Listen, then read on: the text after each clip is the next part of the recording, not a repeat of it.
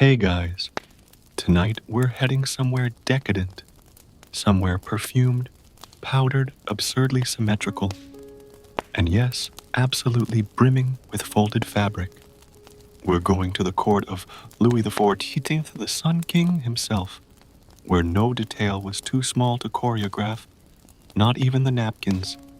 That's right, tonight you'll be sliding silk-slippered through the mirrored halls of Versailles, not to dance or duel, but to witness the nearly forgotten world of napkin folding as an art form, a power play, and a sometimes hilarious hazard of royal dining. And make no mistake, you probably wouldn't survive it.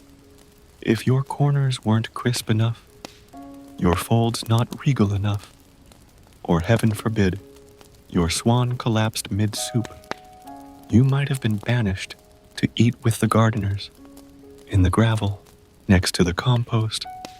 So before you get comfortable, take a moment to like the video and subscribe, but only if you genuinely enjoy what I do here. And let me know in the comments where you're watching from and what time it is there. I love seeing the sleepy little map we build together. Now, dim the lights, maybe turn on a fan for that soft background hum, and let's ease into tonight's journey together. You find yourself standing in the Salle de Garde, an antechamber that smells faintly of beeswax and boiled leeks, because the kitchens are already heating up for dinner. Around you, the bustle is curiously quiet. Servants hurry, but glide like ghosts in powdered wigs. The atmosphere is tense, reverent. Tonight is not just another meal. It's a spectacle. You follow a narrow hallway into the Grand Couvert, the ceremonial dining room, where Louis dined in public, surrounded by courtiers, watching him chew with sacred awe. And on each plate, each silver gilt charger, more reflective than your sense of social inadequacy, rests a napkin folded with alarming complexity. Some are birds' swans with winged plumes puffed into 3 dimensions. Others are architectural miniature towers or fountains or something suspiciously resembling a cabbage, but clearly meant to be important. You hesitate, unsure whether to pick one up or salute it. The napkin wasn't a footnote here. It was the opening act. Your fingers twitch, just thinking about what it might take to fold one. Because you didn't just crumple a cloth into a triangle and call it refinement. No, folding at Versailles was an art form layered in symbolism, status, and sheer obsessive perfectionism. Each fold was a message, each crease a whisper of who you were, who you wanted to be, and whether you knew your place at the table. Spoiler, most people didn't. The king himself didn't fold napkins, of course, but he noticed them. He liked structure, order, ceremony. This was a man who had courtiers submit requests to tie his shoelaces, so you can be certain that the artichoke-shaped linen rose at the Duke of Orleans' place setting had been checked, double-checked, and blessed by at least 3 layers of under-butlers. You move closer to the table now, peering with sleepy awe at a fold that seems to hover above the charger like a linen cloud. You reach out, gently. The fabric is stiff, starched to the point of rebellion. It crackles faintly. Not a sound you expect from napkins. A whisper behind you. One of the maitre plieurs. The master folders clears his throat. You withdraw your hand. Probably wise. The table is being set in stages. Napkins are the first to land, followed by silverware goblets, then individual rolls, which are less about bread and more about carriage for butter delivery. Still, the napkins get the best seats.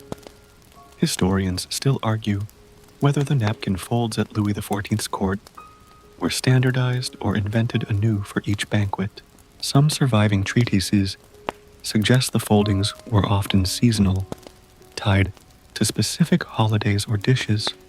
Others say each maitre plieur had a personal repertoire of signature folds, like chefs with souffle tricks or jazz musicians with favorite scales. What's undeniable is this folding was an institution. You couldn't just be good at it, you had to be brilliant. And as you sit, now politely of course, at the edge of this opulent, slightly ridiculous table, your eyes wander down the line of linen sculptures. Some look precarious, others are daringly balanced. All are stiff as royal protocol. A servant passes with a warm cloth and a glare that says, "Don't touch the peacock."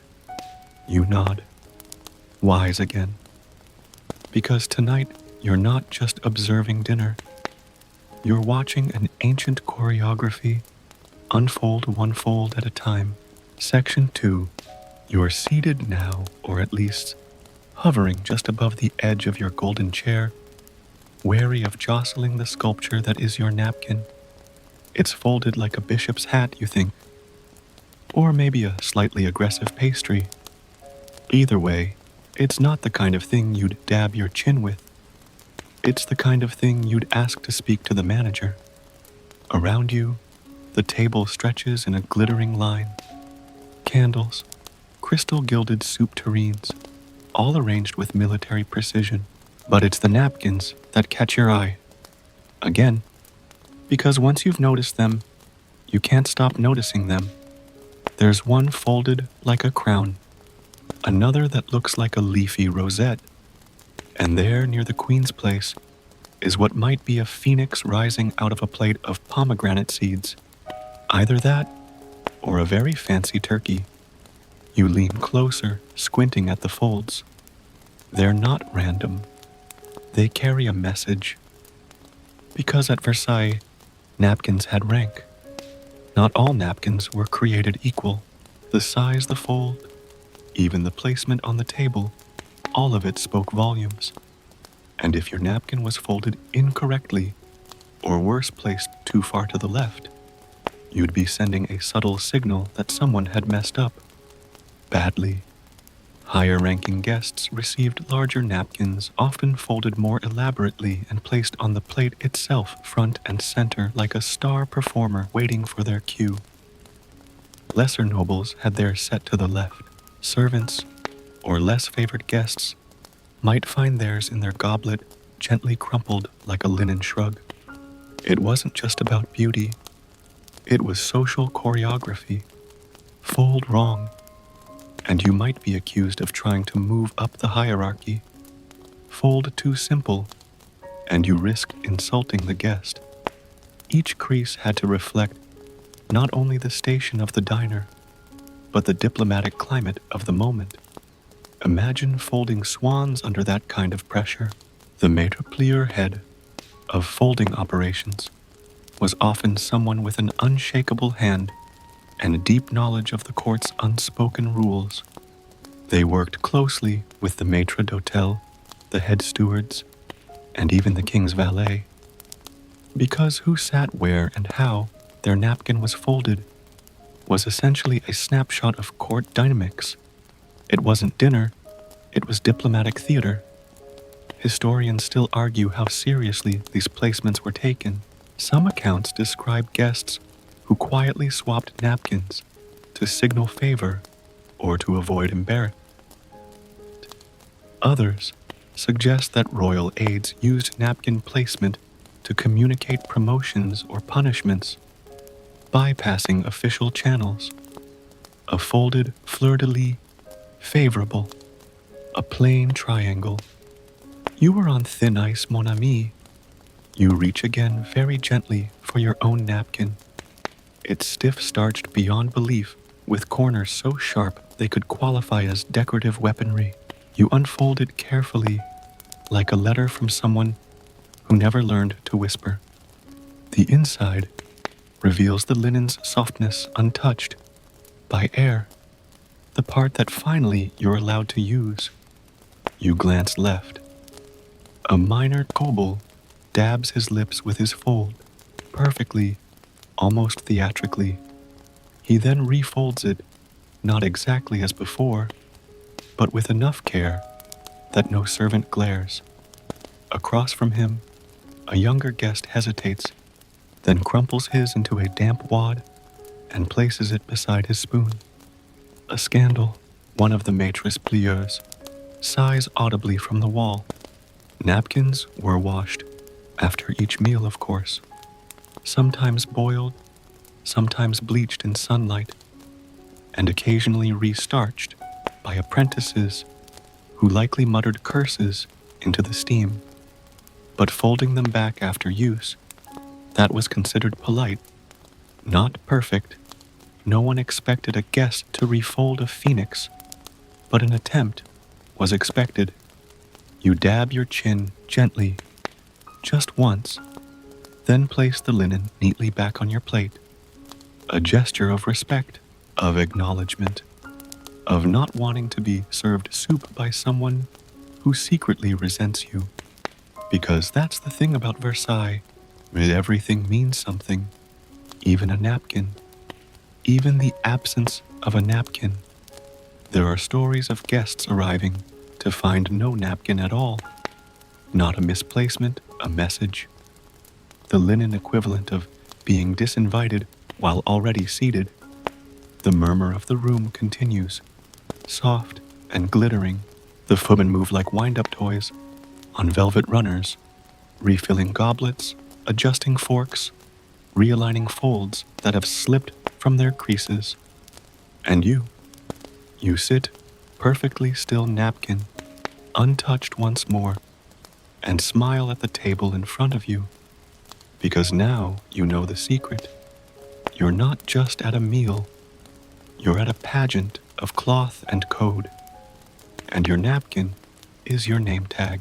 Section 3. You've stopped thinking of the napkin as a napkin. It's no longer a mere piece of linen. It's a message, an ornament, a performance waiting to unfold.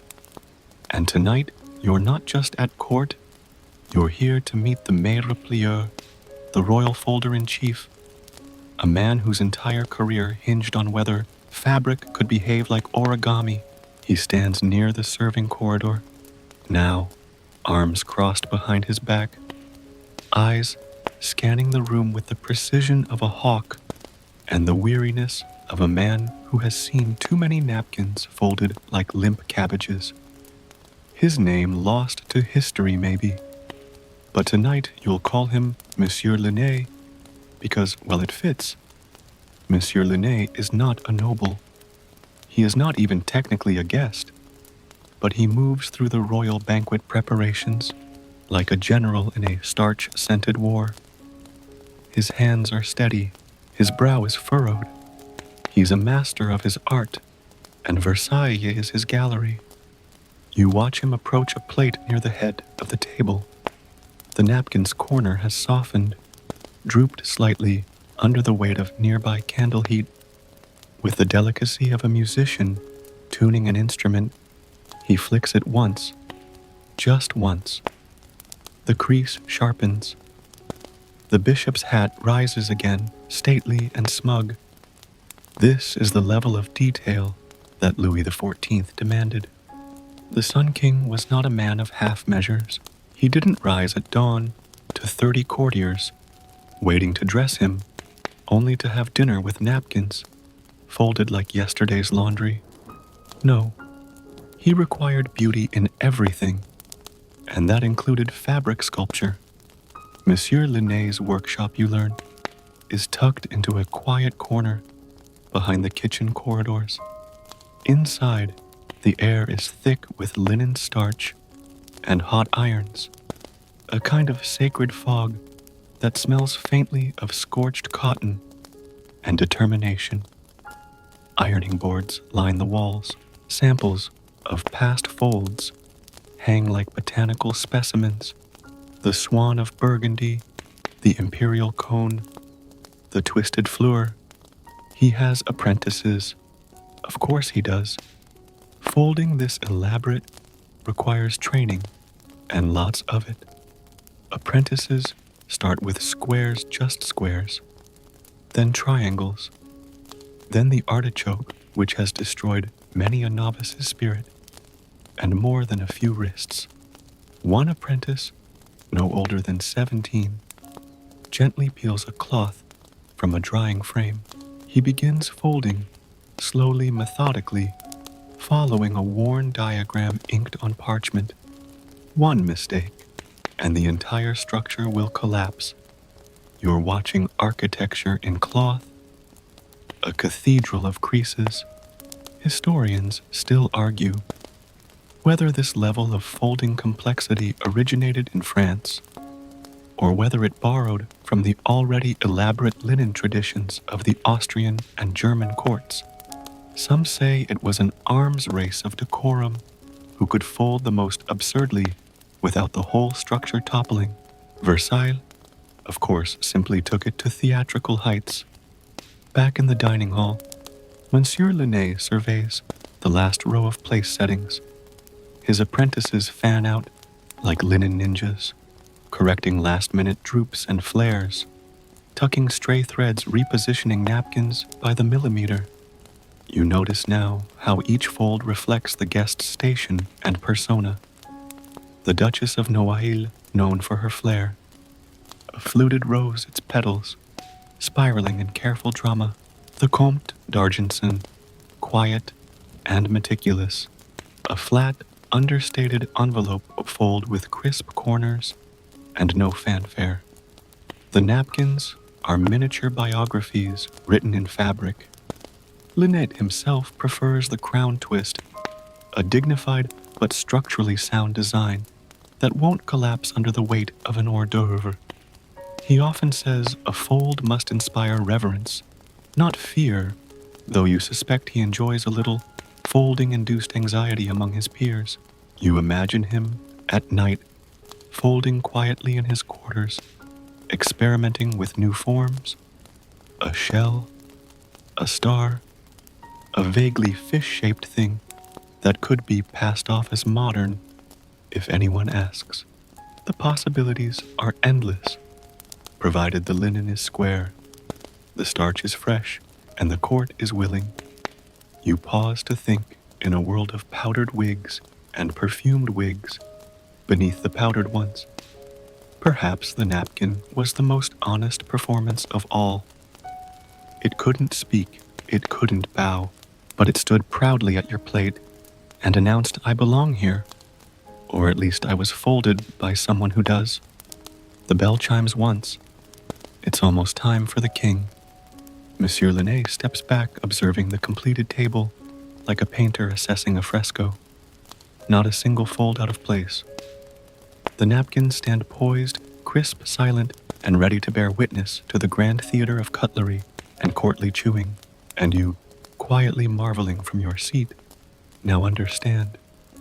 Behind every royal feast is a small army of unsung artists. And the greatest of them all, he folds napkins. Section 4. Your eyes travel down the line of linen masterpieces, once more now with new appreciation. Each fold isn't just decorative, it's a character, and this table is a stage of poised performers. Some sit proudly on the plate like little sculptures of victory. Others rest in precise symmetry at the side, tucked like solemn soldiers. And yet, as elegant as they appear, the napkin folds of Louis XIV's court weren't always about solemnity. No, some were pure theatrical whimsy. Enter the swan, the bishop's hat, the artichoke, and the four-tiered horn of plenty a fold. So complicated, it required scaffolding. Okay, not actual scaffolding, but you get the idea. The maitre plieur didn't just fold to impress. He folded to entertain, at least when protocol allowed it. For the Sun King's more relaxed banquets, if that word even applies in Versailles, there was room for creativity. and folds could get flamboyant. You spot one now, perched beside a gleaming charger near the foot of the table, a swan beak upwings, delicately outstretched, a little too proud of itself. The head curves just enough to give it personality. It looks like it might honk if such a thing were socially acceptable. Beside it, a simpler but no less dignified bishop's hat fold, a staple of courtly folding. Its structure allowed for height without instability, a crucial feature when one stiff breeze could tip your entire place, setting into chaos. Further down the table is the true oddity. An artichoke folds its layers, meticulously overlapped like botanical armor. It takes 3 napkins, stiffened to near fossil levels, and more than 10 minutes to assemble. It is both marvel and menace, beloved by folders and dreaded by footmen, responsible for transporting it from kitchen to table without incident. Historians still argue whether some of these folds were entirely decorative or whether they were sometimes functional, designed to hold bread rolls, herbs, or secret notes. The swan, for example, often had a space beneath its wing for a tiny floral sachet or a scented ribbon, sort of a courtly version of a party favor, except you couldn't touch it until dessert, and even then, only if you were noble enough. You reach for your goblet, careful not to knock your own napkin, which you now realize is folded in the elusive fleur tressée, a braided flower design.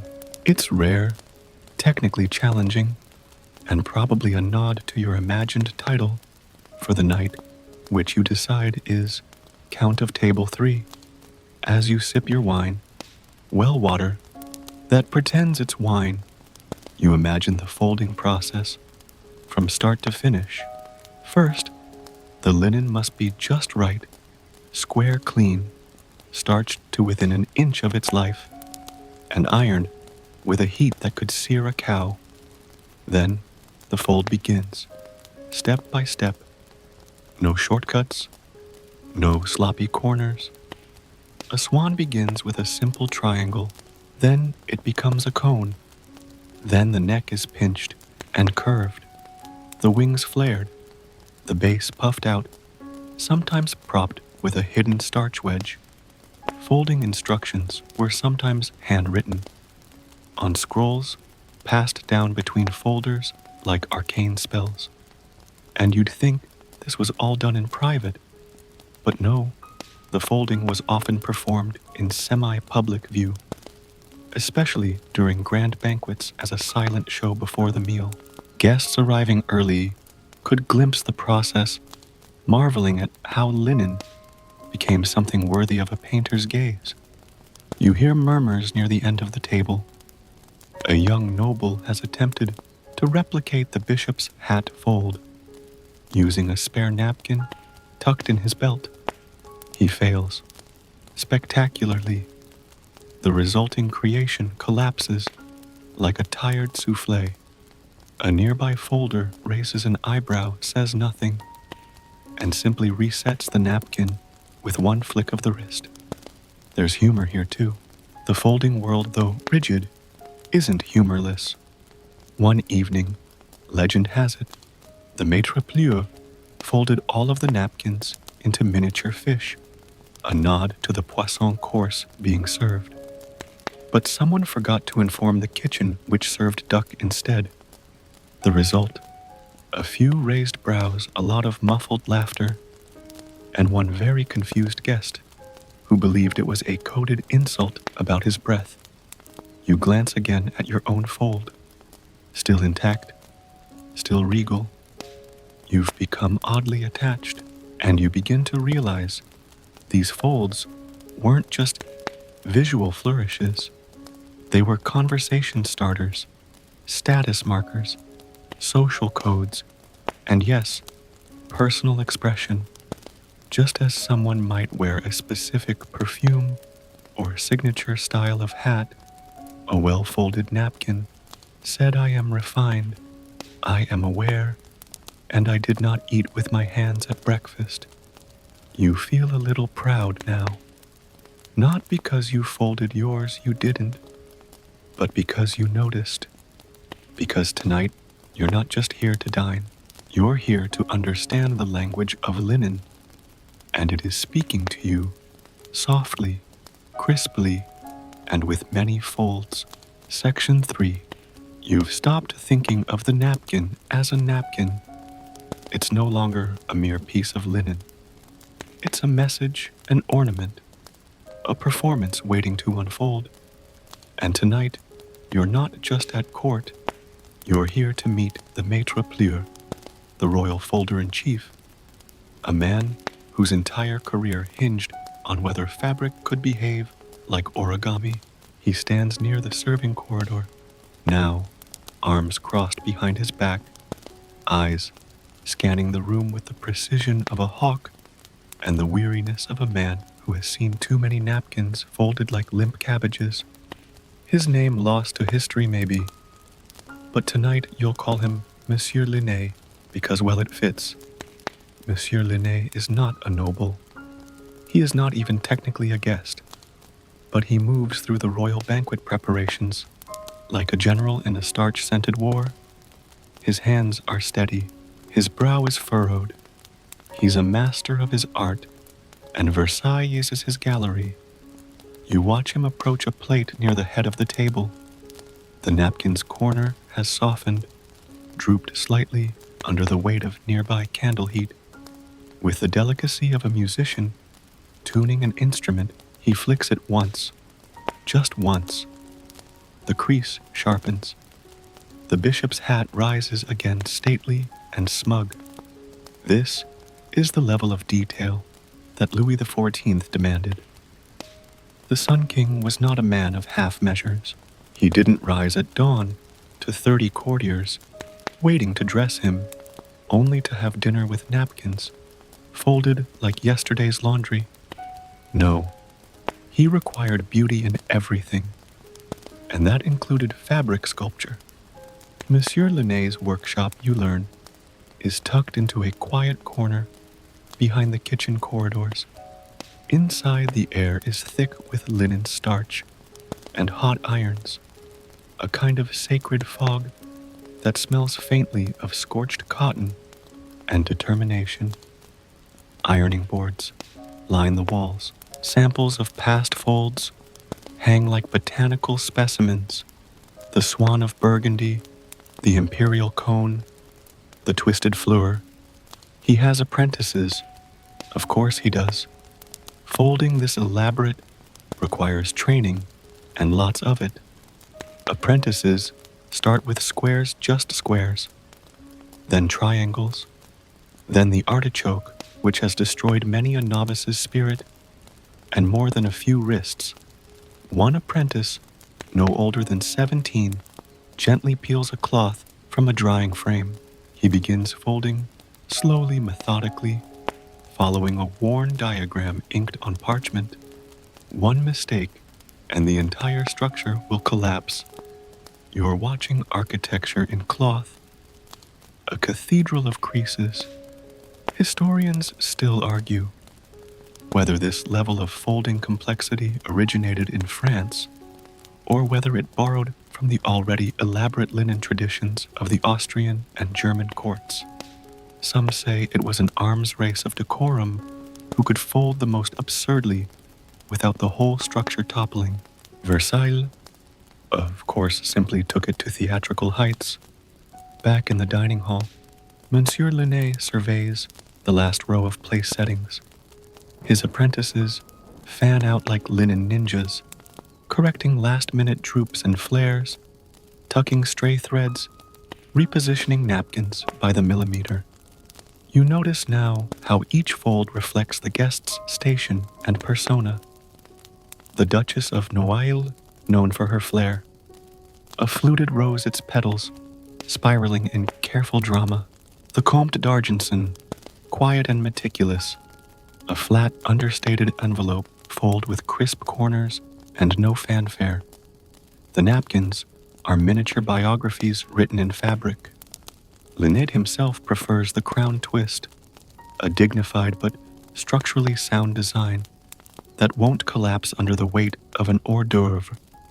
He often says, a fold must inspire reverence, not fear, though you suspect he enjoys a little folding-induced anxiety among his peers.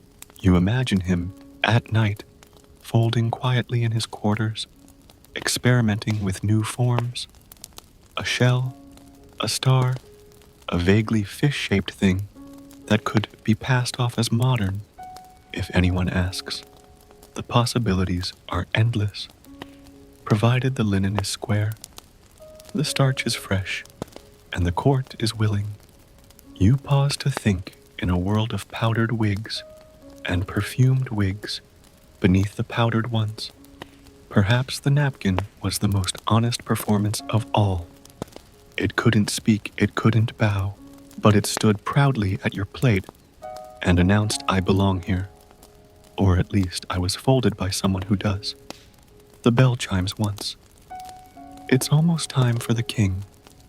Monsieur Linnaeus steps back, observing the completed table like a painter assessing a fresco. Not a single fold out of place. The napkins stand poised, crisp, silent, and ready to bear witness to the grand theater of cutlery and courtly chewing.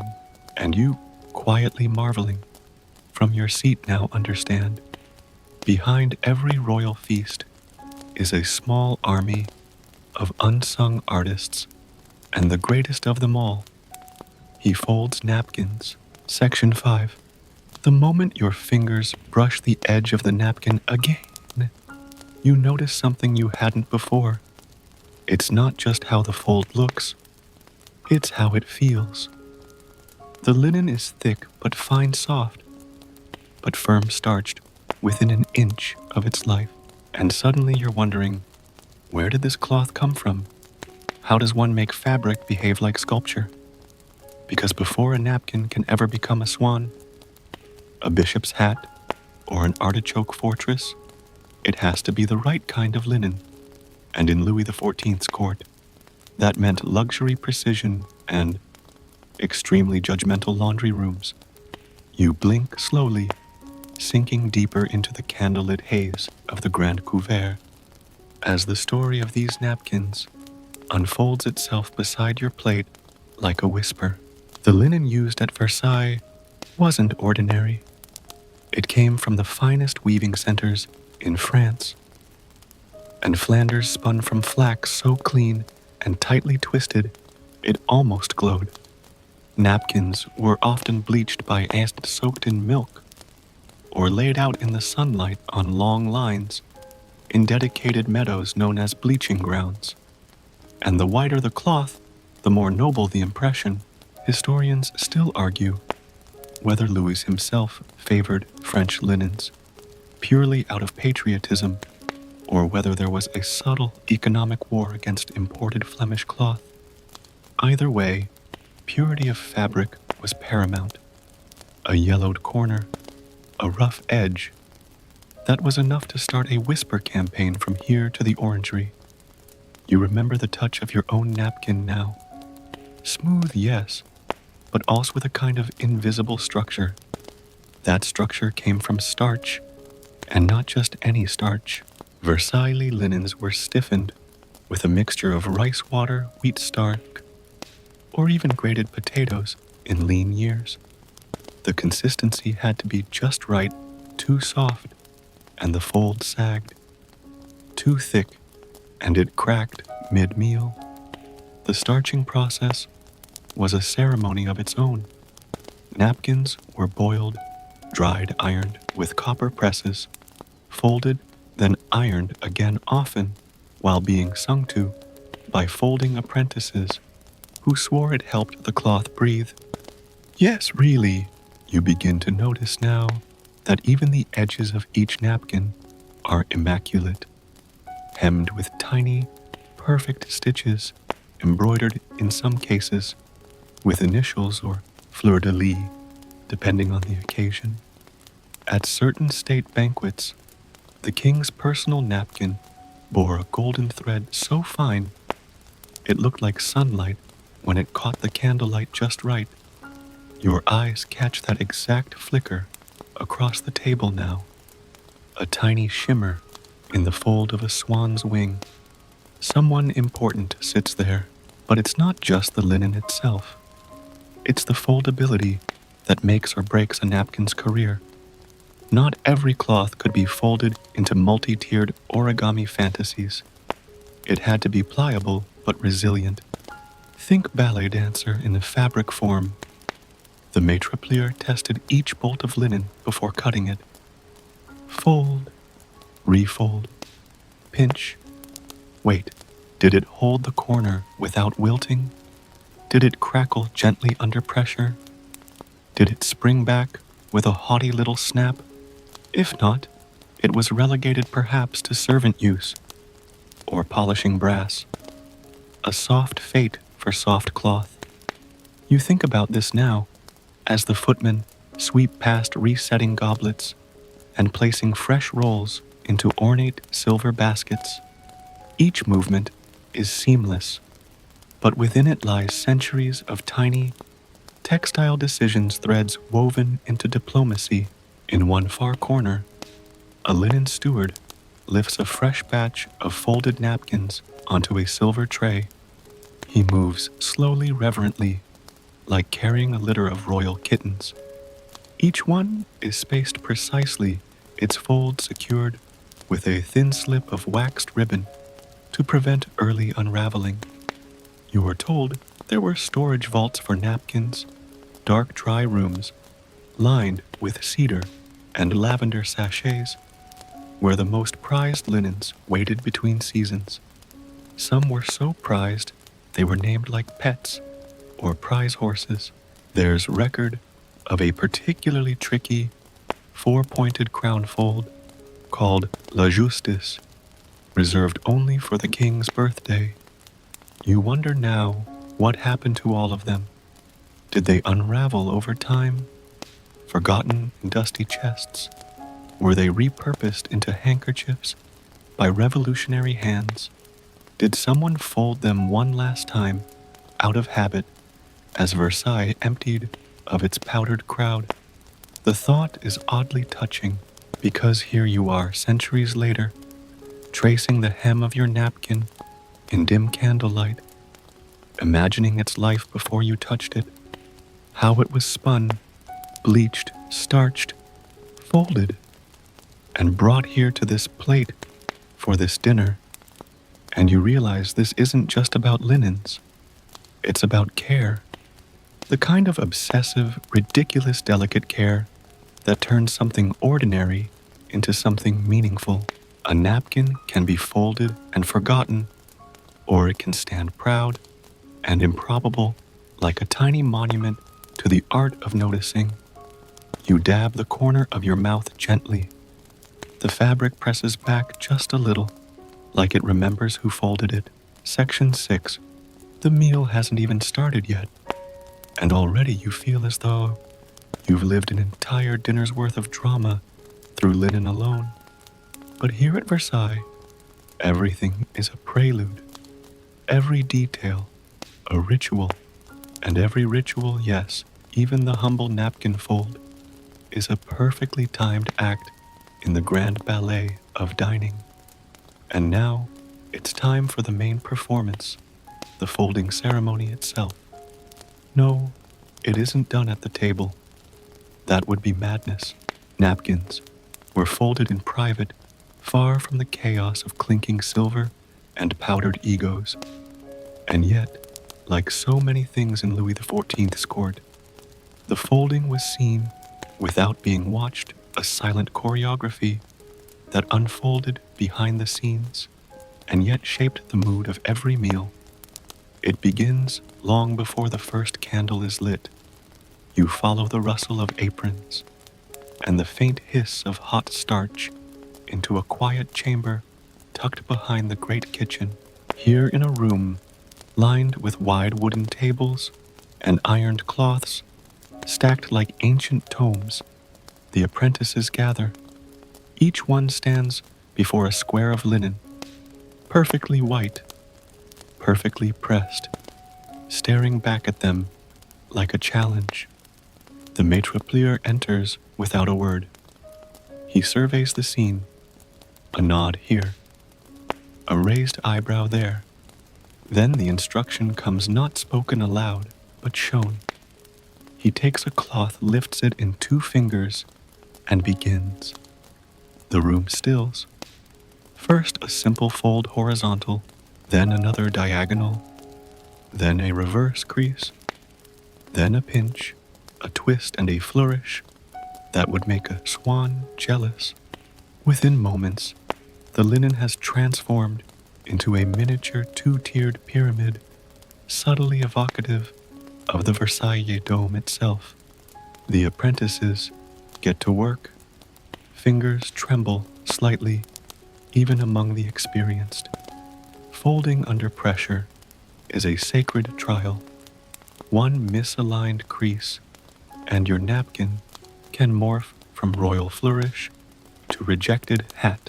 Tension hums in the room like steam in a kettle. The cloth must be folded warm, not hot, not cold. The temperature affects how the fabric bends, how the starch reacts, how the corners behave. The folding window is brief, maybe 10 minutes before the linen cools and becomes stubborn. In that time, the apprentice must complete the entire design without misstep. You watch as one folds a triple fan edges, feathered with tiny tucks like lace. Another attempts a spiral cone meant to hold a sugared almond in its peak. It collapses at the final step. The apprentice exhales, not in frustration, but with reverence. They begin again. The maitre plier glides between them, adjusting angles, murmuring small corrections. His hands never rush, never hesitate. He folds like someone conducting wind through paper. Historians still argue over whether there was a fixed curriculum for folding at court. Some claim there were scrolls, actual illustrated manuals, handed down through families, detailing each fold's geometry symbolism and seasonal usage. Others believe it was entirely oral tradition, passed by sight memory and repetition. You're inclined to believe both. There's too much precision for improvisation, too much elegance for it to be merely rule-bound. This is art, and like all art, it lives in the tension between structure and instinct. When the napkins are folded, they're moved to a holding rack, wide wooden trays lined with soft cotton where the structures can rest without sagging. They're stacked like pastries in a royal bakery, each one given space to breathe. Transporting them is a ritual too. The trays are carried by senior footmen, 1 per tray, walking at a measured pace through secret corridors to the dining hall. There, under the maitre d'hotel's gaze, each napkin is placed exactly where it belongs. Center, plate side fold, or glass cradle, depending on the guest's rank and the meal's theme. And here's the best part. Once the folding is complete, no one claps. No one compliments the fold. No one says a word. Because folding at court isn't about applause. It's about the quiet thrill of knowing you made something impossible and made it look inevitable. Back at the table, you glance down again at your own napkin. You imagine the journey it took to reach you, the boiling, the pressing, the bending, the breath held in a silent room just to bring this fold to life. You unfold it carefully now, watching how each crease unfolds like a story returning to silence. It resists just a little, proud to the end. And as you place it gently across your lap, you understand. This is not just dinner. It's discipline. It's grace. It's the art of taking something ordinary and folding it into reverence. Section 7. The meal is finally beginning now. Though really at Versailles, The meal is just another act in the performance, and though the clinking of cutlery and the delicate rustle of silk sleeves should be the main sounds, your ears are still tuned to the quiet rustle of linen. Because once you notice the folds, you notice everything they're doing or failing to do. A server sets down a silver dish, something complicated involving quail and a sauce so shiny you could use it to signal passing ships, and with that single motion, a napkin collapses. A gasp. A pause. You're not the only one who notices. It was a magnificent lobster fold, intricately balanced to sit just so tail-fanned claws arched in place. But perhaps the sauce steam got to it, or maybe the tray jostled. Whatever the cause, the tail sags. The whole structure slumps sideways, like it's had too much wine. Across the table, the guest to whom the lobster belonged gives the faintest twitch of disdain. It's subtle but enough.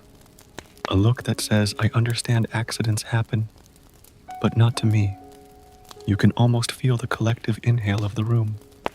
The maitre plier, standing ghost-like by the wall, raises one eyebrow. Just a millimeter.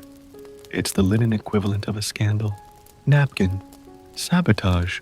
Wasn't common, but it wasn't unheard of either. In the tightly wound hierarchy of Versailles, a misfolded napkin could be seen as anything from incompetence to intentional insult. And yes, stories abound, some funny, some whispered in darker corners of the corridors. There's the tale of the folded goose given to a guest as a veiled insult about his eating habits. The man reportedly retaliated by slipping a sardine into the maitre plieur's robe during Lent. The response, a fold so aggressively symmetrical at the next meal, it practically radiated sarcasm. Then there's the legend of the unfoldable napkin given to a rival diplomat, a fold so complex, so booby-trapped with starch and hidden seams that the poor man spent most of the soup course just trying to open it, drawing laughter he pretended not to hear. Historians still argue whether these anecdotes are embroidered with time or genuinely recorded transgressions. Some accounts describe disciplinary notes issued for napkin missteps. Others hint that these incidents were unspoken theater-folded jabs between factions. At court, you glance at your own napkin again, still holding its form, though beginning to soften at the corners, like a performance taking its final bow. You pat it gently, as though reassuring it, you're doing fine, mon ami. There's something both silly and sublime in this obsession, the idea that something so ephemeral, so susceptible to gravity and gravy, could wield such emotional power. But in this space, where status is fragile and reputation is architecture made of lace, the napkin is a proxy, a test, a whisper of who is admired, who is mocked, who might not be invited back. Across the table, someone else fumbles. A fold has begun to unwind one petal at a time. The guest stares at it with quiet panic. A footman sees it, approaches, swiftly, silently. He lifts the linen, and with a movement so precise it might be choreography, he refolds the entire design in 4 seconds, flat. Swan reestablished, honor restored, and not a word spoken. It's easy to laugh at all this, of course, to think, who cares about napkins? But then again, what is etiquette if not a dance of small details? And what is Versailles if not a kingdom built on the mastery of the minute? Your own hands rest on the table, now lightly folded, and you realize you've begun mimicking the napkin in front of you. Composed, balanced, Alert, you're part of the performance now. Later, you hear a chuckle from somewhere near the servants' corridor. Someone, perhaps an apprentice, has accidentally folded a napkin into what looks like a rooster instead of a dove. The tail feathers are too upright. It flaps a little too proudly. The maitre plier notices. He doesn't scold, just smiles faintly, because even in Versailles, even in perfection, there's room for small absurdities. And as the meal carries on, as sauces are poured and slices are offered, you find yourself looking more at the folds than the food, because that's where the real drama is. And unlike the food the napkins remember, Section 8, the meal stretches on in golden slowness. Courses arrive like opera acts, soup-fish game interludes of sherbet, a miniature pie shaped like a harp, for reasons no one questions. Each course is delicate, deliberate, almost too perfect to eat, but your eyes still with the napkins. Because by now you're starting to realize folding wasn't just a craft, it was a secret curriculum. There's a rhythm to it, a kind of sacred geometry, and behind every masterful swan, every flirtatious fan shape, is a whole world of training, of silent instruction, passed down, not through books, but through muscle memory and whispers. You're not just folding linen, you're being folded yourself, in a quiet hallway behind the salle à manger, long before guests arrive, and long after most forget how their table was ever set. The apprentices gather. They begin young sometimes, as boys who showed promise folding sleeves at the laundry line, or as daughters of laundresses who could pleat lace in their sleep. A tap on the shoulder from a maitre plieur was the start of something strange and oddly prestigious. You weren't quite a servant, not quite a craftsman, but something in between, a silent, skilled artisan of cloth. The training was slow meditative. They began with basic folds, triangles, then squares, then the double envelope, a classic design that held its form even when disturbed. But from there, things escalated quickly. You learned that a true apprentice could take up to 3 years before they were allowed to attempt an open-form fold, like the spiral rose or the infamous tulip chalice, a fold so fragile it was placed on plates after guests were seated to avoid any premature unraveling. Historians still argue whether formal guilds of napkin folders existed. Some believe there were unofficial hierarchies, not unlike the cooks, where senior folders held titles like Master of Petals or Plieur Premier. Others suggest it was more underground, a niche discipline protected by gatekeepers, too protective of their linens to write anything down. Either way, there were rules, rituals, even punishments. One young folder, according to rumor, once tried to introduce a new design, a kind of linen crane inspired by Japanese origami. It was too elaborate, too foreign. The maitre plieur made him refold it 50 times until the corners frayed. A lesson innovation must bow to tradition. You wonder what it would have been like to live that life, not as a noble, not as a guest, but as someone who rose before dawn to iron and whisper and fold, someone whose entire world existed between starch steam and the silent curve of linen under your palm. And yet these apprentices weren't hidden. If you knew where to look, you could always spot them. There's one now, no older than 15, standing by the far wall, watching the dining hall with wide alert eyes. Not for gossip, not for glory, but for technique. Every time a guest touches their napkin, he flinches slightly. Every drooping fold, every flourish. Admired is mental note-taking. He carries a thin roll of parchment, in his sleeve sketches of folds, corrections from his mentor, maybe even his own experimental diagrams. You see him watching the maitre pleur, like a lighthouse watches the tide. You smile slightly, because that's how it happens, isn't it? One fold at a time. You think back to your own napkin, now resting on your lap, like a loyal dog quietly doing its job. You imagine the apprentice who folded it. Maybe it was his trial piece. Maybe he spent the whole day preparing just to see it hold perfectly for one sitting. And you begin to understand something deeper. This whole palace, its mirrors, its gardens, its golden corridors, is made of people like him. Invisible hands. Silent craftspeople who folded the world into something majestic one corner at a time. You glance around the table again, but this time not at the folds, but at the faces. Each guest grand in powdered elegance holds a napkin, folded by someone they'll never meet, and they probably won't think about it again after dessert. But you will, because now you know.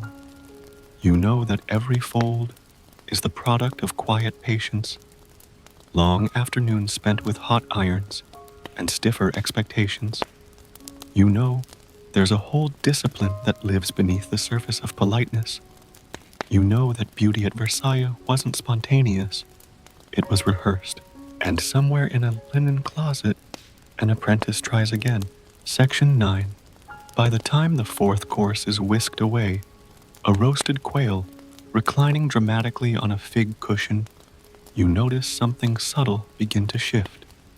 Not in the food, not even in the music playing faintly through the corridor, but in the people themselves. Their posture relaxes. Their voices drop half a register. The forks move a little slower, because now comes a particularly delicate part of court dining. The moment when etiquette becomes theater, and everything you do, especially what you do with your napkin, is being watched. You're no longer just eating, you're being read. You rest your linen lightly on your lap, and suddenly, it's not just a napkin anymore, it's a stage prop. Because here in the court of Louis XIV, your every motion matters. And that includes how you handle the very thing meant to clean your fingers. The nobles around you move their napkins with extraordinary care. A dabbing motion here, a fold there, but not a wipe. Never a wipe. That would suggest sweat or worse effort. And no one at Versailles makes effort look visible. The goal is always effortless elegance, even while wrestling a chicken leg in velvety sauce. The ladies keep their napkins on their laps, barely touched like miniature pets made of cloth.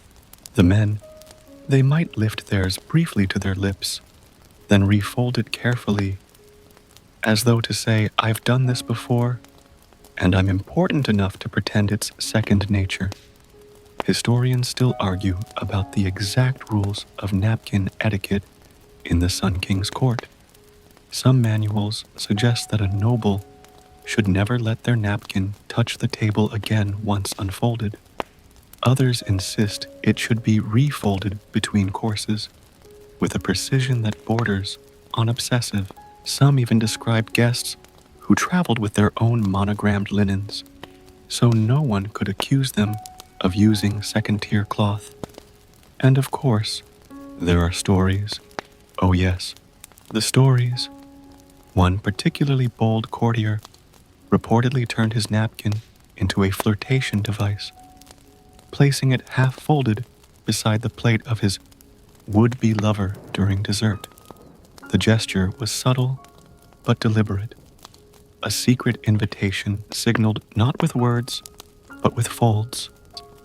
You wonder now how many love affairs started with a linen fan, how many rivalries sparked with an incorrectly placed edge, because the napkin wasn't just about hygiene, it was about hierarchy, intimacy. Subtext: you observe a countess across the table. She reaches for her napkin with 2 fingers only, dabs, refolds, returns it to her lap in one fluid motion. Not a crease out of place. A performance so quiet, it's almost sacred. Then a younger noble fumbles. He wipes. Yes, actually wipes his mouth with too much gusto. His napkin slouches in response. It now resembles a discarded handkerchief rather than a disciplined sculpture. You spot a flash of amusement in his neighbor's eyes. A small, silent judgment. The maître plieur notices too. You can tell by the way he ever so slightly tilts his head. Not in reprimand, just in mourning. The fold has been lost. The story undone. At Versailles, you see even casualness is curated. This was Louis XIV's genius. He turned court life into an eternal performance, where the line between reality and ritual blurred into brocade and candlelight. Even your napkin was a role you had to play. You lift yours again. Lightly dab the corner of your mouth. Refold. Return. It's strange how quickly it becomes natural. How your fingers now seek the edges. How you automatically respect the original fold, even after using it. You don't want to ruin the apprentice's work. You don't want to leave the maître plieur with a crease he didn't create. This, you realize, is part of the design, a quiet education through fabric, a reminder that you are one thread in a much larger tapestry, and every motion is being gently stitched into history. The servers begin clearing plates now. Dessert is approaching. A tray of candied fruits and tarts in impossible shapes glides by trailing orange blossom and sugar in its wake. But you're still focused on the napkins. A servant reaches to clear one paws near the Marquis de Rohan's plate. He freezes. The Marquis holds up a hand. Not yet, he says softly. He refolds the napkin himself, slowly, carefully, almost reverently. The servant nods and moves on. You smile, because now you understand it's not just about where you place your napkin. It's about what it says when you do. Section 10.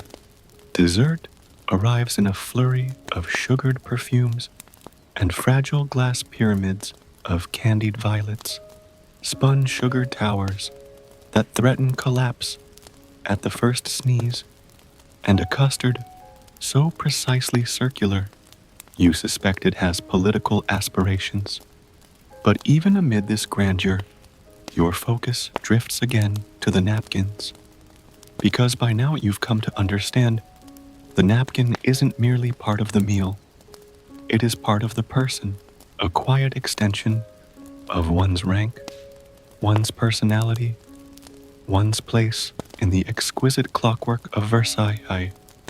And just as every gesture is watched, so too is every fold read. The court has its own subtle language, one spoken entirely in fabric. You watch a baroness smooth her napkin, once lay it neatly at the edge of her plate, then tilt it ever so slightly toward the gentleman on her left.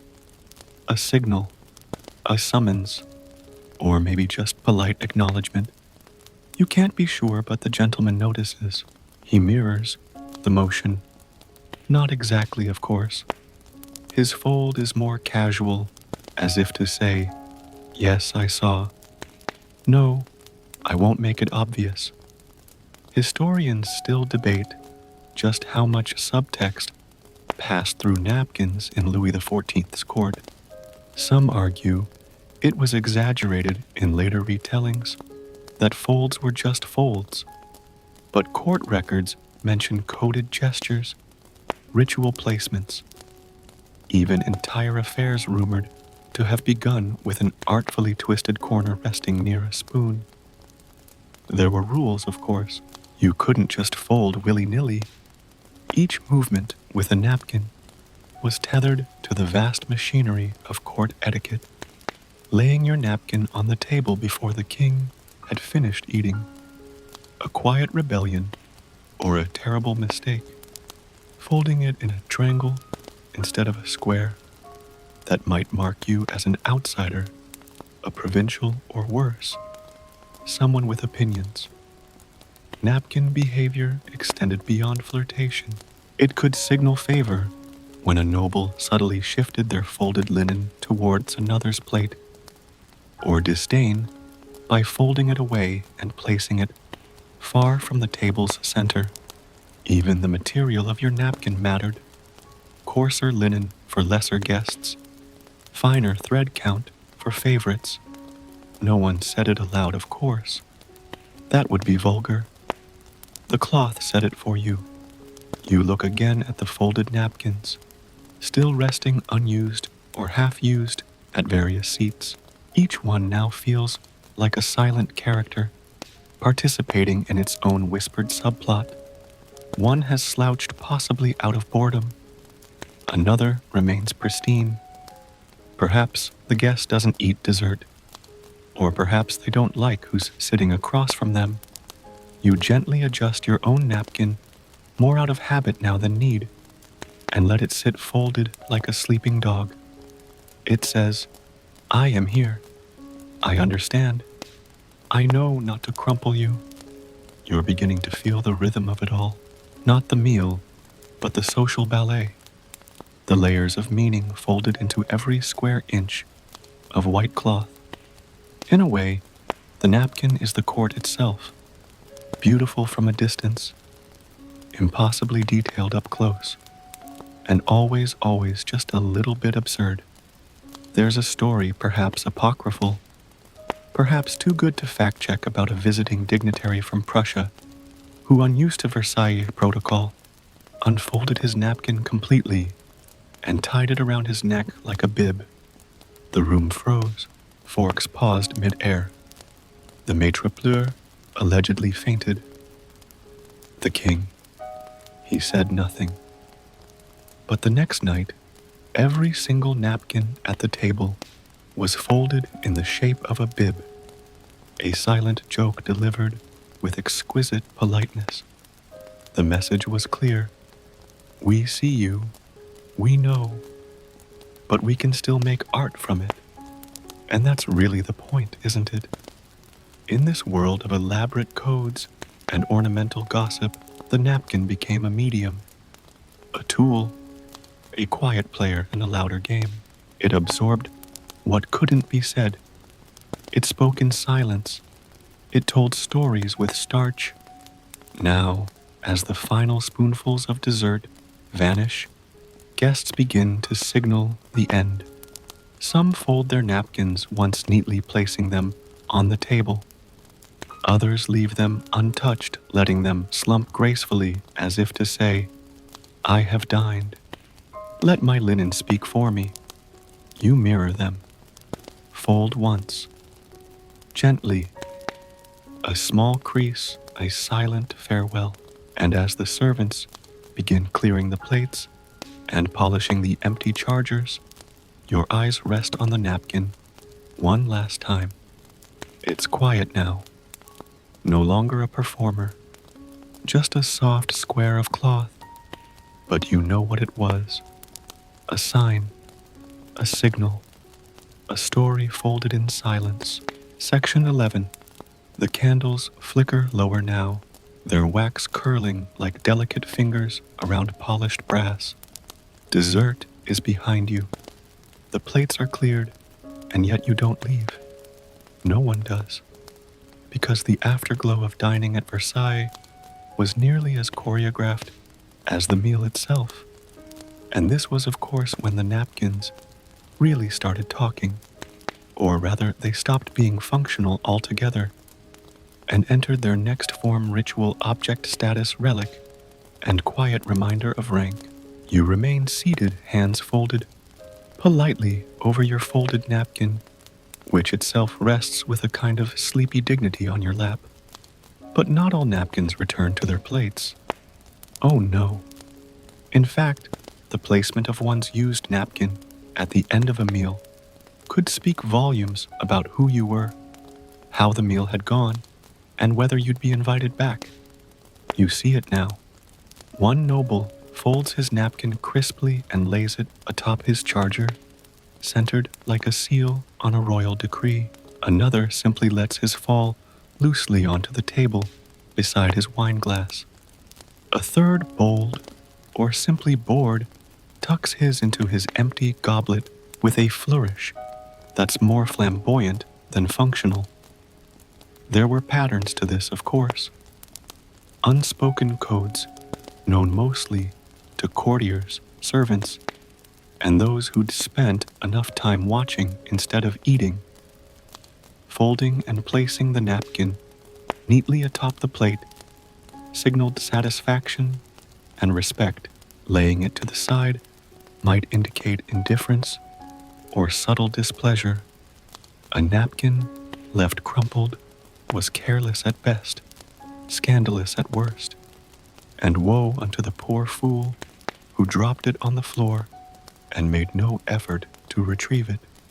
Historians still debate how formally these codes were followed. Some suggest manuals of etiquette spelled out precise folding instructions for ending a meal. Others insist it was all learned behavior picked up like an accent through imitation, intuition, and repetition. But what's certain is this: nothing at Versailles was left to chance. Even when the meal ended, the napkin still had one final act to play. You spot it now at the far end of the table near the Duc de Saint-Simon. His napkin is folded into a compact triangle, then placed carefully at a diagonal across his charger. You've heard the whispers. This is his signature, his little calling card. Not quite rebellious, but not exactly traditional either. He's known for clever gossip and dangerous metaphors. Folding his napkin this way is like signing the evening with a smirk. Across from him, the Marquise de Maintenon, discreet and severe, barely folds hers at all. Instead, she presses it flat, palms, smoothing it like a letter being sealed. Then she slides it an inch to the left, a move no one notices, but everyone registers. You, ever the observant guest, choose the middle path. One fold, a quiet gesture. The napkin rests without protest. You've learned its weight, its softness, its strange dignity. You've made peace with it now. The maitre plier appears again, quietly like a footnote in powdered form. He surveys the scene with a craftsman's eye, noting which folds held and which designs will be reconsidered next time. He lifts a napkin from the plate of the Comtesse de Noirmoutier, gives it a single approving nod, and places it gently on a silver tray, because after the guests leave, there's still more to be done. Napkins aren't just discarded. They are unfolded, examined, laundered with care, pressed with fresh starch, and folded anew, sometimes into the same form, sometimes into something different. And thus, the cycle continues. An eternal loop of cloth and code. You're told some napkins were never washed by servants at all, but by specialists, laundresses trained not only in stain removal, but in the preservation of folds. They soaked, boiled, and dried the linens like fragile manuscripts, ensuring that even after use, the fabric retained its memory. You think of that now as your own napkin is gently lifted from the table by a passing attendant. It's folded, neat, sufficiently respectful. You've passed the silent exam, and in this quiet moment, you realize the napkin is more than fabric. It's reputation, it's ritual, it's a quiet performance. you didn't even know you were giving. And now that you do, you can't unsee it. Every meal after this will feel a little different. Every napkin, a small test, a small chance to say something without speaking. You stand now as the guests begin to drift toward the music room or the terrace. The table empties. The plates are cleared. The chandeliers flicker in the waxy twilight of digestion and subtle diplomacy. And on a silver tray near the door, your napkin lies folded again by another hand. Its story continues. Section 12. You follow the soft hum of conversation into the next room, but a part of you remains at the table, back where linen swans stood sentry, and every fold carried a secret. Because here's what no one tells you. Until it's far too late, once you've learned the language of napkins, you start seeing it everywhere. Even now, as the courtiers lounge in the Salle de Mars, fanning themselves with ivory-handled feathers and feigning casual interest in the harpsichord, you notice how many still carry their napkins. Not all have left them behind. A few hold them loosely rolled, like parchment scrolls, tucking them into sleeves or gloved hands, as if they might be consulted later for clarification.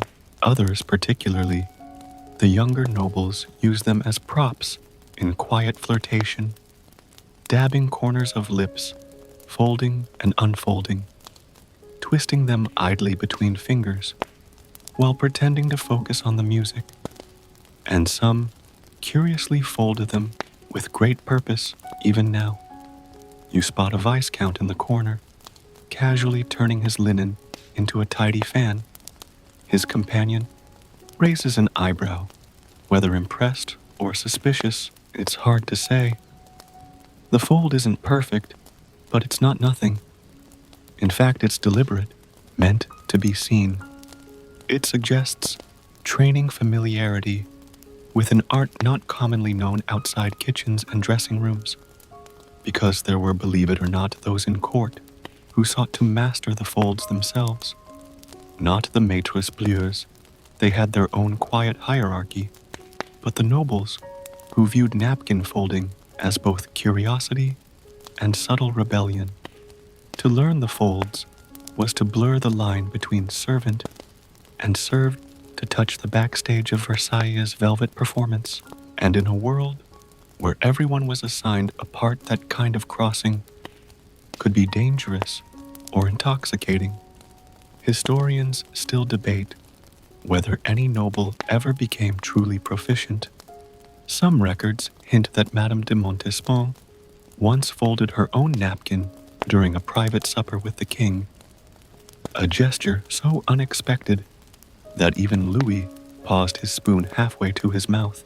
Others claim the Dauphin had a secret fondness for the bishop's hat fold and could perform it behind his back purely to entertain his pages.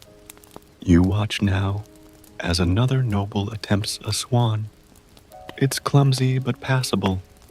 The wing flops, the head tilts too far, but the intention is clear. I know how this game is played. You smile, because that's really what folding is, isn't it? A quiet game of suggestion. You don't say what you mean. You crease it into a napkin and leave it by the wineglass. Beyond flirtation and showmanship, there was also a symbolic side to folding. Certain shapes were reserved for specific events. State visits, funerals, even military victories. You recall one example, the folded flame used during a dinner following the signing of a treaty. The flame represented peace, or resilience, or maybe just someone's clever way of turning linen into metaphor. Either way, the guests noticed. Everyone did. Another, the turtle fold, was only used during winter banquets. Its hunched protective posture, a nod to the season, and perhaps a quiet inside joke about the pace of diplomatic progress. And of course, there were seasonal folds, tulip fans in spring spring wheat sheaves for harvest, and during Lent, the most austere fold of all the plain block. No flare, no layers, just folded linen like a monastic shrug. You imagine what your own signature fold might be. Something understated, balanced, with one hidden twist. Maybe a fold that looks simple until you try to unfold it. Because that's the truth about these napkins. They're little puzzles. They invite attention, then resist it. They hold together until they're touched, and then, like a courtly smile, they either open gracefully or collapse in protest. A noble drops his napkin, now halfway through a conversation. It lands barely brushed and refolds itself messily as he stoops to retrieve it. He freezes, unsure whether to smooth it, fold it, or feign ignorance. His companion watches. A small test. He chooses wisely. He tucks it away with a small shrug, acknowledging the mishap without trying to correct it.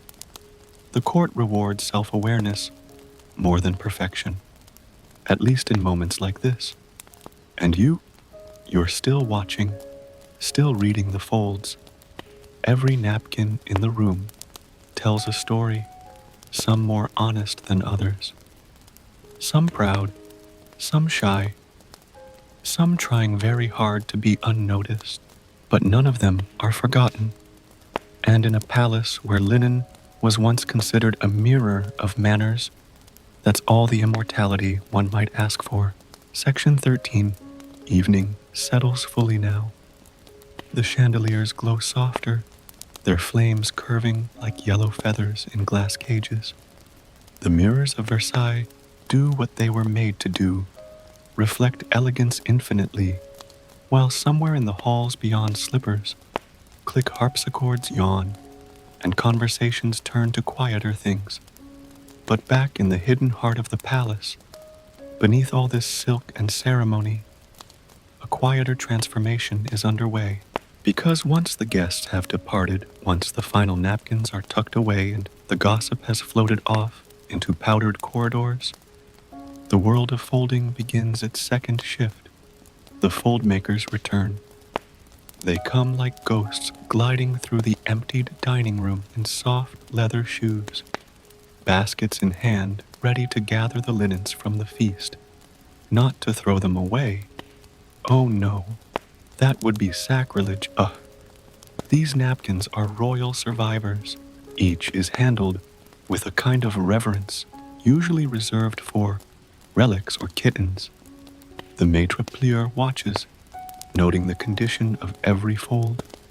Some held beautifully, others faltered in the face of sauces and wayward elbows. He makes quiet notes, not in ink, but in memory. For tomorrow's folds must be better. Some napkins are lightly scented rosewater thyme, orange peel. This isn't just for pleasure. Scent masks the smells of wine and food and clumsy laps, and linen, unlike silk or wool, holds fragrance like a whispered secret. You're invited to follow now into the linen chamber, a vaulted space behind the kitchens, where napkins, tablecloths, and towels rest in a kind of padded purgatory. They are sorted by type, not by color. Every piece is pure white, of course, but by intention. Napkins for breakfast, napkins for suppers, napkins folded into birds, napkins folded for funerals. There are shelves lined with nothing but squares, arranged like pages in a silent book. This is where they wait to be reborn. The washing process begins tonight, quietly, efficiently, with methods passed down through generations of linen caretakers. Some use lavender-soaked basins, others use boiled milk. The starch is made fresh boiled wheat paste, thickened to a consistency between soup and stubborn. Once clean, the napkins are dried in rows, gently fluffed, then ironed between smooth planks of wood, so polished they shine like still water. Some folds are pressed flat, completely ready for refolding. Others retain a soft imprint of the last banquet, a ghost of the swan that once was. And then comes the folding room. If Versailles had a chapel for cloth, this would be it. Here, under warm yellow lamplight, the maître plieur and his senior apprentices begin their quiet ritual. There is no conversation, just fabric starch and practiced breath. They fold one by one, carefully, rhythmically, a fan, a crown, a double rose spiral. And though no one claps, you realize this is the real show. It's a strange kind of beauty, this secret world beneath the glitter. A palace of folding built within the palace of mirrors, where no one sees but everything matters. Historians still argue whether these night folding sessions were formal duties or acts of devotion. Some suggest the folders stayed late out of obligation. Others believe they took pride in their invisible legacy, the knowledge that tomorrow, when the nobles arrive and lift their forks, it will be their work that greets them, unspoken but unmistakable. You watch as one apprentice gently presses the final crease into a particularly ambitious design, something floral yet geometric with an elegance so effortless it feels like breathing. He exhales softly, then places it on the tray, and it hits you. These folds are love letters no one will ever read. They are the slow poetry of hands that believe beauty matters even if it's forgotten by morning. They are the quietest kind of art, made not to be kept, but to be witnessed just once, then undone. You turn away from the folding room, slowly letting the scent of starch and lavender follow you down the corridor, back to your guest chamber, back to your thoughts, and as you lay down in your own bed, a single folded cloth resting on the side table for use in the morning, you can't help but smile, because even here alone in the quiet, the folds are still speaking. Section 14. You wake to the soft creak of floorboards and the distant clink of silver trays. Morning at Versailles arrives not with trumpets, but with the careful rustle of order being reassembled. Servants glide like shadows. Fireplaces are stoked with more ceremony than warmth. And everywhere napkins return to their places as if they never left. Today's napkins are different. Simpler, yes, but no less considered. It's breakfast time, and the folds have changed. Gone are the swans and phoenixes. In their place, flat folds precise squares with delicate overlays, sometimes adorned with a sprig of thyme or a twist of lemon peel. The morning doesn't demand grandeur. It demands comfort, clarity, and a soft reminder that you are still part of the grand machine, even in your slippers. You settle into your seat at the smaller salon table. The cloth is smooth. The goblet holds warmed milk. The napkin folded in what you recognize now, thanks to your late-night tour, as a double envelope once used only for visiting ambassadors. Its neat lines and crisp corners tell you, this breakfast matters. Or at least, someone wants you to think it does. You glance at your neighbor. Most unfold their napkins with casual grace. One or two don't unfold them at all, sipping coffee, as if linen were merely a placeholder. But others refold the napkin mid-breakfast, not out of boredom, but out of habit. They've lived this choreography for so long, they can't not participate. It's a small rebellion, this breakfast folding. Less about protocol, more about personal expression. Historians still debate whether this era's obsession with folding influenced the later development of napkin etiquette in fine dining, or whether it all vanished with the powdered wigs and overly complicated sauces. Some argue the folds morphed into restaurant flair, the fan on the bread plate, the candle-shaped roll tucked into your soup spoon at weddings. But once you've seen Versailles, the folds of modern life feel like watered-down echoes, and yet they're still there. You begin to remember them. That time at a formal dinner when your napkin was shaped like a tulip, or when a server folded your crumpled square back into something presentable between courses. You thought it was just good service, but now you know it's part of something older, something deeply French perhaps, or maybe just human, because folding is a way of saying, this moment matters, even if it's small, even if it will be undone in 10 minutes. It's the opposite of rushing. You think of the maitre plieur now, not as a relic of a vanished age, but as a kind of ancestor to every detail-oriented person you've ever met. The event planner with the emergency safety pins, the server who adjusts the centerpiece by a single degree, the friend who folds the edges of wrapping paper with unnatural precision and claims they just like neat corners. They are all part of this same tradition. People who fold not to show off, but because folding creates peace. You sip your warm drink slowly, napkin in your lap, smoothed and patient. Across the table, someone drops theirs an accident. You expect a footman to appear, but instead the person simply picks it up, refolds it quietly, and smiles at their own effort. Not perfect, but respectful. You like that.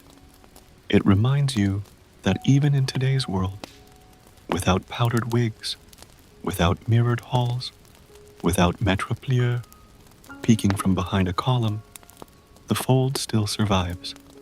Not always in linen, sometimes in paper or gestures or pauses that hold shape without noise. You think of origami in Japan, of folded flags at military funerals, of the way someone folds their arms across their chest when trying not to cry. It's all the same language. You reach for your napkin one more time. Fold it gently in half. Smooth the crease. You know now this isn't just breakfast. It's a ceremony of stillness, a moment folded into another. And when you rise from your chair, placing the napkin quietly back on the table, you find that your hands linger, just for a moment, just long enough to say, I was here. I paid attention. I folded. Section 15. The day draws to a close now, with long rays of sun slipping through lace curtains, tracing golden lines across parquet floors. Versailles quiets in stages. First the kitchens, then the salons, then the endless feet pattering through the corridors like clockwork mice. What remains is the hush that always follows performance. The curtain falls. The folds once again prepare to disappear. You wander one last time through the dining hall, not the grand echoing ballroom of feasts, but the quieter side chamber where a private supper has just concluded. A small group of courtiers have finished their meal. Their plates are cleared and only the napkins remain. You pause in the doorway, looking not at the people, but at their linen. One has left theirs carefully folded in thirds balanced on the charger like a quiet bow. Another has abandoned theirs in a soft curl, almost as if the napkin exhaled. Still another has knotted it loosely, a fold you recognize now as the informal evening drop, a sort of goodnight shrug in cloth form. No two napkins look the same, and that's the point, because what began as a spectacle of symmetry has now become something more personal, less theatrical, more human.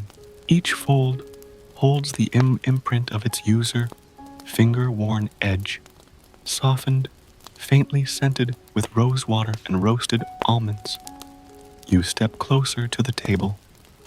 One napkin is folded into a rough heart shape, possibly on purpose, possibly not. Another triangular with a twist in the corner. It's clumsy, charming, completely unrepeatable.